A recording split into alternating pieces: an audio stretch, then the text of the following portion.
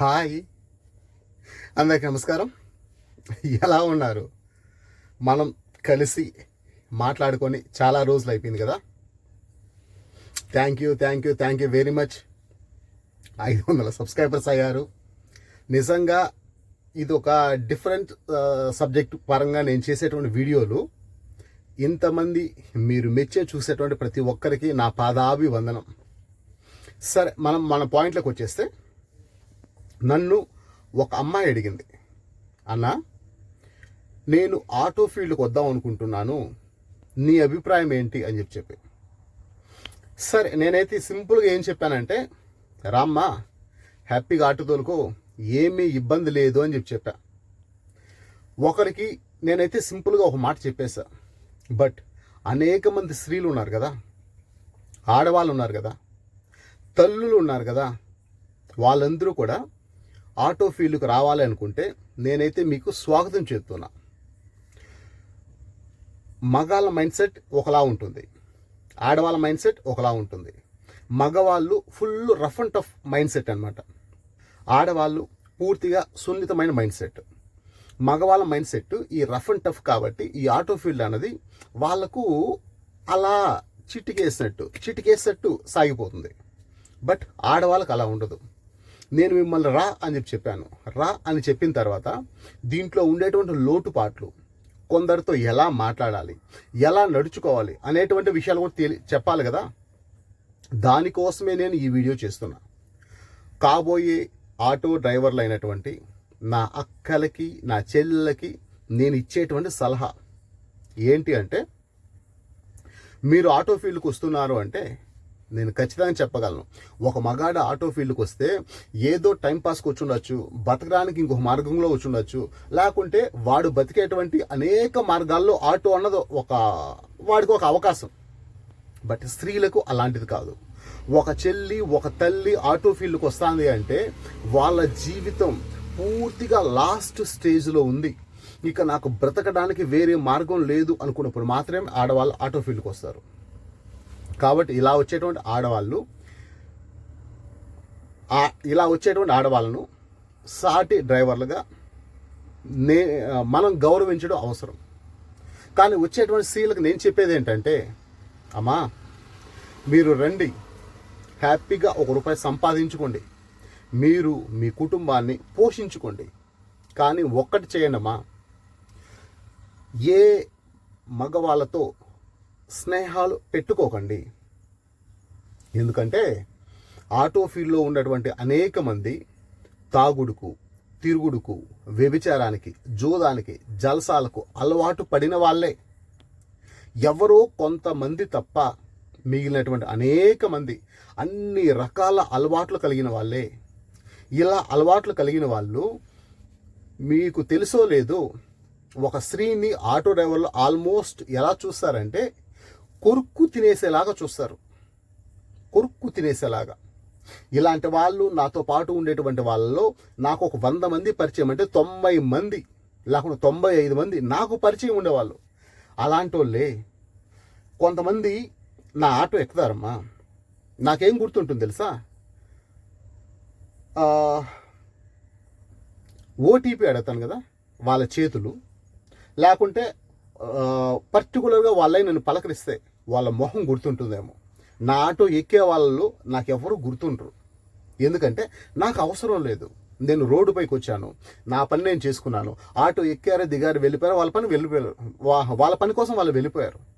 వాళ్ళని నేను పైకి దిగా చూసి వీళ్ళు ఎలా ఉన్నారో, వీళ్ళ ఆకారాలు ఏంటి అని నేను చూడను. కానీ అందరూ అలాగే ఉండరు. ఆటో డ్రైవర్లు నమ్మడమే చాలా కష్టం. కానీ అలాంటి ఆటో ఫీల్డ్లోకి మీరు వచ్చేటప్పుడు మగవాళ్ళతో పరిచయాలు పెట్టుకోకండి. ఒకవేళ ఇలా పరిచయాలు ఎక్కడొస్తాయో తెలుసా, ఒకవేళ పెట్టుకోవాలనిపిస్తే ఎక్కడ పెట్టుకోవచ్చు తెలుసా, మీరు ఒక స్టాండ్లో సభ్యులుగా ఉండి. మనం కొత్తగా ఆటో ఫీల్డ్కి వచ్చిన మాత్రాన మనకు సభ్యులుగా ఎవరు చేర్చుకోరు. ఇప్పుడు మనం సింపుల్గా చెప్పుకోవాలనుకుంటే, తిరుపతి బస్ స్టాండ్ ఉంది, బస్ స్టాండ్ చుట్టూ 4-5 స్టాండ్లు ఉన్నాయి. రైల్వే స్టేషన్ ఉంది, దాని చుట్టూ 5 స్టాండ్లు ఉన్నాయి. విష్ణు నివాసం ఉంది, దాని చుట్టూ 4 స్టాండ్లు ఉన్నాయి. తిరుపతిలో శ్రీనివాసం ఉంది, దాని చుట్టూ 4 స్టాండ్లు ఉన్నాయి. ఇప్పుడు సిమ్స్ ఉంది, ఇప్పుడు వచ్చిన బర్డ్ హాస్పిటల్ దగ్గర ఉన్న సిమ్స్ కాడ ఒక స్టాండ్ ఉంది, బాడీ కాడ ఒక స్టాండ్ ఉంది, వెనకాల పద్మావతి హాస్పిటల్ కాడ ఒక స్టాండ్ ఉంది. ఇలా స్టాండ్లో ఉంటారు కదా, అలాంటి చోట్ల పరిచయాలు పెట్టుకోండి. ఇప్పుడు ఈ స్టాండ్లో ఉండే వాళ్ళు ఎలా ఉంటారంటే, తాగకూడదు, తాగి డ్యూటీకి రాకూడదు, తప్పుగా మాట్లాడకూడదు. ఒకవేళ ఏది తేడాగా చేసినా ఆ స్టాండ్లోంచి వాళ్ళని పీకి పారేస్తారు నిర్దాక్షిణ్యంగా. స్టాండ్ రూల్స్ అన్నది అంత కఠినంగా ఉంటాయి. అలా స్టాండ్ రూల్స్ ఉండేటువంటి దగ్గర మీరు ఒకవేళ స్టాండ్లోకి వెళ్తే మీకు కొంచెం మీరు సేఫ్టీ పరంగా బాగుంటారు. కానీ అన్న మరి పూర్తిగా పరిచయాలు లేకపోతే ఎలా అన్న అంటే, పూర్తిగా పరిచయాలు లేకపోతే కూడా కష్టం. ఆటో ఫీల్డ్లో పూర్తిగా పరిచయాలు లేకపోతే కూడా కష్టం. ఎందుకంటే ఇప్పుడు ఇది పాత ఆటో అమ్మా. నేను ఇప్పుడు తిరుపతి బస్ స్టాండ్ నుంచి ఇక్కడికి 5 కిలోమీటర్ల దూరంలో ఉన్నాను. నేను సడన్గా బండి స్టార్ట్ అవ్వలేదు. ఇప్పుడు నాకైతే కొంత అవగాహన ఉంది, ఏం చేసుకోవాలో తెలుసు. లేకుండా నాకు తెలిసిన వాళ్ళకి ఎవరికో ఒకరు ఫోన్ చేస్తా. స్త్రీలుగా మీరు కూడా ఉన్నారు, మీకు ఇలాంటి ఒక సిచ్యువేషన్ వచ్చింది. ఏముండదమ్మా, మనం బీగాలు సరిగా తిప్పకపోవడమో, లేకుండా వెనకాల ఏదైనా వైర్ జారుడమో, ఇవే ఉంటాయి. పెద్ద విషయం కాదు, చిన్న విషయాలు ఉంటాయి. అసలు అట్లా కాదు, పెద్ద విషయం జరిగిపోయింది. ఈ 5 కిలోమీటర్లు బస్ స్టాండ్కి ఆటోని తోసుకోపోవాలా. ఇలాంటి చోట్ల మనకు పరిచయాలు అవసరం. లిమిటెడ్ పరిచయాలు పెట్టుకోండి. 10 మందితో మాట్లాడండి. వాళ్ళలో క్యారెక్టర్ ఉండేవాడెవడు, తాగుబోతుగా తిరుగుబోతుగా లేనివాడెవడు, ఆడపిల్లలను గౌరవించేవాడెవడు, తప్పుడు దృష్టిలో చూడకుండా ఉండేవాడెవడు, మన మొహాన్ని తప్ప మన మిగిలిన ఒళ్ళును చూడకుండా ఉండేటువంటి వాడెవడు అనేటువంటివి వాటిని గమనించండి. 10 మందితో 20 మందితో 30 మందితో పరిచయాలు పెట్టుకోండి. బట్ వాళ్ళు కొంతమందితో మాత్రమే మాట్లాడటం నేర్చుకోండి. వాళ్ళు కొంతమందికి మాత్రమే ఫోన్ నెంబర్ ఇవ్వండి. ఇలా చేయడం వల్ల ఆటో ఫీల్డ్కి వచ్చేటువంటి సీలుగా మీరు చాలా సేఫ్గా ఉంటారు. ఎందుకంటే రేపు వచ్చేటువంటి ప్రతి పరిచయం, మన కుటుంబంలో వచ్చే ప్రతి సమస్య ఆడమగకు సంబంధించే వస్తుంది. వాడెందుకు ఫోన్ చేశాడు, వీడెందుకు ఫోన్ చేశాడు అనే వస్తుంది. కాబట్టి అలా మీరు ఎవరితోనైనా పరిచయం చేసుకున్నా, వాళ్ళ నెంబర్ మీరు తీసుకున్నా, మీ నెంబర్ వాళ్ళకి ఇచ్చిన, అన్న నాకు ఏదైనా అవసరం ఉంటే ఫోన్ చేస్తాను, ఏదైనా బాగుంటే మీరు నాకు ఫోన్ చేయండి, అంతేగాని ప్రతిసారి ఫోన్ చేయొద్దండి అన్న. నేను రోడ్డు పైన ఉంటే నేను మీకు ఫోన్ చేస్తాను, లేకుంటే నేను రోడ్డు పైన లేదంటే మీరు నాకు ఫోన్ చేయొద్దు అని చెప్పి స్పష్టంగా చెప్పండి. పరిస్థితిని అర్థం చేసుకునే వాళ్ళు అలా ఫోన్ చేయరు. ఇవి ఎందుకు చెప్తున్నా అంటే, మనం ఏ పని చేసినా మనకు కుటుంబం ముఖ్యం, కుటుంబంలో శాంతి ముఖ్యం. కుటుంబంలో మనం బాగున్నంత వరకు ప్రపంచాన్ని జయిస్తాం. కుటుంబంలో మనం బాగాలేకపోతే ప్రపంచాన్ని జయించలేం. కనీసం మనం ఒక పొరకు పుల్ల ఎత్తి ఆ పక్క కూడా పెట్టలేం. అంత నిస్సత్తుతో చచ్చిపోయిన స్థితికి బాడీ వచ్చేస్తుంది. కాబట్టి నంబర్ 1 పరిచయాల విషయంలో జాగ్రత్త. నంబర్ 2, మీకు ఒక బాడుగు వచ్చింది, మీరు ఏ టైంలో వెళ్తున్నారు, ఎక్కడికి వెళ్తున్నారు, ఆటోలో కూర్చుంది ఆడవాళ్ళ మగవాళ్ళ అని ఒకసారి గమనించుకోండి. ఎందుకంటే ఒకవేళ ఆడవాళ్ళు ఉన్నారా కొంచెం దాన్ని పాజిటివ్గా తీసుకోవచ్చు, కానీ ఎక్కువ మంది మగవాళ్ళు ఉన్నారా కొంచెం అనుమానించాలి. అలాంటప్పుడు మీరు బయలుదేరినప్పుడు మీకు సాటి సహోదరులు ఆటో డ్రైవర్లు ఉంటారు కదా, వాళ్ళతో మాట్లాడుతూ వెళ్ళండి. అదన్నా ఇదన్నా ఏంటన్నా ఏం సంగతులు అని చెప్పి మాట్లాడుతూ వెళ్ళండి. లేకుండా మీ మొగుళ్ళు ఉంటారు కదా, మీ మొగుడికి ఫోన్ చేయండి, ఇట్లా వెళ్తున్నాను ఏంటి అని చెప్పి. ఒకవేళ ఎవరితో మాట్లాడే అవకాశం లేదనుకో, మీ అమ్మకో అక్కకో చెల్లికో నాన్నకో ఫోన్ చేయండి. వీళ్ళు దిగేంత వరకు వాళ్ళతో మాట్లాడండి. మీ ఆటోలో ఎక్కేటువంటి ఎవరిని నమ్మకండి. అంటే ఆటో డ్రైవర్లే మంచోళ్ళు కాదు, ప్రపంచమే మంచిది కాదు. మంచోళ్ళు ఉన్నారు, బట్ మన కంటికి వాళ్ళు మోసం చేసే ప్రతి ఒక్కరు కూడా మంచోళ్ళుగానే కనిపిస్తారు, ఆ నిజం బయటపడేంత వరకు. కాబట్టి ఆటోలో ఎక్కేటువంటి ఎవరిని నమ్మకండి. మేము మళ్ళీ వస్తాము, ఫోన్ నెంబర్ ఇవ్వండి అని అడిగితే, మిమ్మల్ని ఫోన్ నెంబర్ అడిగిన ఏ కస్టమర్కు ఫోన్ నెంబర్ ఇవ్వకండి. మీకు పూర్తిగా నమ్మకం కనిపిస్తే తప్ప. మీరు ఒకరిని తీసుకుని ఒక ఇంటికాడ వదిలేరు, ఆ ఇంటి వాళ్ళు అప్పుడప్పుడు పోతుంటారు వస్తారని చెప్పి నమ్మకంగా ఫోన్ నెంబర్ అడిగితే తప్ప రోడ్డు పైన ఆటో ఎక్కే ప్రతి ఒక్కరికి నంబర్ ఇవ్వకండి. అలా కాదు, మీరు నైట్ టైం డ్యూటీ చేస్తున్నారు అని అనుకుంటే అసలు నైట్ డ్యూటీ ఆడవాళ్ళు చేయకండి. ఒక లిమిటేషన్ దూరం వరకు మాత్రమే మీరు గమనించుకోండి. ఇప్పుడు తిరుపతి బస్ స్టాండ్ ఉంది, తిరుపతి బస్ స్టాండ్ నుంచి అలిపిరికి 5 కిలోమీటర్లు, తిరుపతి బస్ స్టాండ్ నుంచి రేణుగుంటకు 10 కిలోమీటర్లు, తిరుపతి బస్ స్టాండ్ నుంచి తిరుచానూరుకు 5 కిలోమీటర్లు, తిరుపతి బస్ స్టాండ్ నుంచి ఇట్లా కరకంబాడికి 10 కిలోమీటర్లు, చంద్రగిరికి 10 కిలోమీటర్లు. ఇప్పుడు ఈ 5 కిలోమీటర్ల రేడియస్లో జనాలు దండిగా ఉంటారు. పగటిపూట పొరపాటున ఏదైనా సమస్య వస్తే మనం దిగి మాట్లాడడానికి అవకాశం ఉంటుంది. ఎవరో చుట్టూ ఒక నలుగురు వస్తారు మనం గట్టిగా పిలిస్తే. బట్ కరకంబాడి రోడ్లో 5 కిలోమీటర్ల తర్వాత ఎవ్వరూ ఉండరు. రోడ్డు మొత్తం ఖాళీగా ఉంటుంది, చుట్టూ చెట్లే ఉంటాయి. ఇట్లా చంద్రగిరి రోడ్డు ఆల్మోస్ట్ అలాగే ఉంటుంది. రేణుగుంట రోడ్డు అక్కడక్కడ కొంత దూరం పోయిన తర్వాత అక్కడ కూడా చెట్లే ఉంటాయి. కాబట్టి ఇలాంటి దూరాలకు వెళ్ళేటప్పుడు కొంచెం జాగ్రత్త పడండి. ఒకవేళ అంత దూరం వెళ్ళిన తర్వాత వాళ్ళు ఏదైనా 5 రూపాయలు 10 రూపాయలు తగ్గించిచ్చారా, గొడవ పెట్టుకోకండి. పోతే పోతుంది అని వదిలేసి వచ్చేయండి. నా డబ్బు నాకు పెడతావా చస్తావా అని చెప్పి మగాళ్ళు మాట్లాడినట్టు ఆడవాళ్ళుగా మీరు మాట్లాడకండి. జాగ్రత్త. ఎందుకంటే మనుషులు మంచోళ్ళు కాదు. ఆడవాళ్ళు ఆటో ఫీల్డ్కి వచ్చారు అంటే వాళ్ళ కత్తి వాళ్ళ గొంతు పైన పెట్టుకొని వచ్చేట్టు. కాబట్టి మనం ఎంత జాగ్రత్తగా ఉంటే ఆ కత్తి మన గొంతు కొయ్యకుండా ఉంటుంది. మనం ఏమాత్రం అజాగ్రత్తగా ఉన్నా మన కుటుంబం, పరువు, మానం, ప్రాణం అన్నీ పోతాయి. ఇలాంటి విషయాలు మీకు ఇంతకుముందు ఎవరైనా చెప్పారు లేదో నాకు తెలియదమ్మా. నేనైతే అనుకుంటున్నా. నా స్నేహితులు అయినటువంటి మీకు చెప్తున్నా, జాగ్రత్త. ఆటో ఫీల్డ్ అంత ఈజీ కాదు. అటు తర్వాత మనకు ఆటోలో ముగ్గురిని మాత్రం కూర్చొని పెట్టండి.